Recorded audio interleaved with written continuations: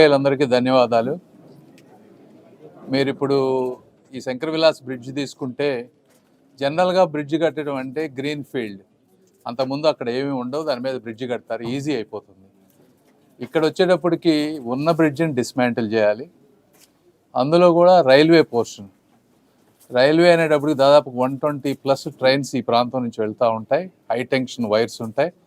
వీటన్నిటిలో ఎక్కడా ఇబ్బంది లేకుండా, గుంటూరు అనేది ఒక సెంట్రల్ పార్ట్ కాబట్టి ఇక్కడ ఎక్కడ చిన్న మిస్టేక్ అయినా, సేఫ్టీ అయినా కూడా కొన్ని రైళ్లు ఆగిపోవడం కానీ, కొన్ని వేల మంది ప్రయాణికులకు ఇబ్బంది అయ్యేటువంటి పరిస్థితి. ఇందులో ఇట్లా బ్రిడ్జిని డిస్మాంటిల్ అంటే ఇవన్నీ ఆగకుండా సేఫ్టీ మెజర్స్ తీసుకొని బ్రిడ్జిని డిస్మాంటిల్ చేయటం అనేది కంట్రీలో 2 దగ్గరే జరిగింది. మన ఈ ప్రాంతంలో, మన ఆంధ్ర కానీ సౌత్ సెంట్రల్ రైల్వే జోన్లో ఒకటి అనంతపూర్లో జరిగింది. అక్కడ జరిగినప్పుడు ఆ లిఫ్ట్ చేసేటప్పుడు కొంత యాక్సిడెంట్ అవ్వటం, అవన్నీ పట్టడం, ట్రైన్ లాగటం కొంత అయింది. అలా జరగకుండా సేఫ్టీగా ఉండాలనే విధంగా ఎన్నో ప్రికాషన్స్ తీసుకొని ఒక సిస్టమేటిక్గా చేసుకుంటూ వచ్చారు.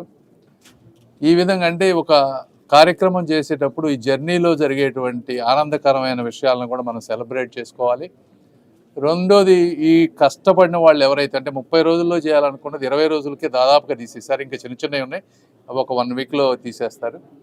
అంత ఫాస్ట్గా సేఫ్గా చేశారు కాబట్టి చేసినటువంటి కార్మికులు ఎవరైతే ఉన్నారో, కష్టపడ్డారో వాళ్ళందరినీ గుర్తించి ఇది ఒక కేస్ స్టడీ లాగా, అంటే ఇట్లా చేసిన పరిస్థితి ఎక్కడా లేదు, అది చేసే విధానం కూడా, దీన్ని కూడా ఇంజనీరింగ్ దాంట్లో కేస్ స్టడీ లాగా పెట్టాలనేది రైల్వే అధికారులు చెప్తున్నటువంటి మాట. ఈ విధంగా ఇంత అద్భుతంగా ఇది సక్సెస్ అయినందుకు చాలా ఆనందంగా ఉంది. ఇంకా చాలా ఉంది మనం చేయాల్సిన పని, బట్ అయితే it is a small celebration for all the hard work and for the coordination. ఇప్పుడు రైల్వే అధికారులు కానీ, మన R&B అధికారులు కానీ, అదేవిధంగా ఈ టీము ఎవరైతే కాంట్రాక్టర్స్ వాళ్ళు కానీ, మా టీం కానీ, ఇట్లా అందరూ కోఆర్డినేట్ చేసుకొని ఒక అద్భుతమైన టీం వర్క్కి నిదర్శనంగా ఈరోజు ఈ వర్క్ జరిగింది. కాబట్టి వారందరికీ మనస్ఫూర్తిగా నేను ధన్యవాదాలు తెలుపుతా ఉన్నాను. ఇంకా ముందుకు వెళ్ళాలని కోరుకుంటా ఉన్నాను. Thank you.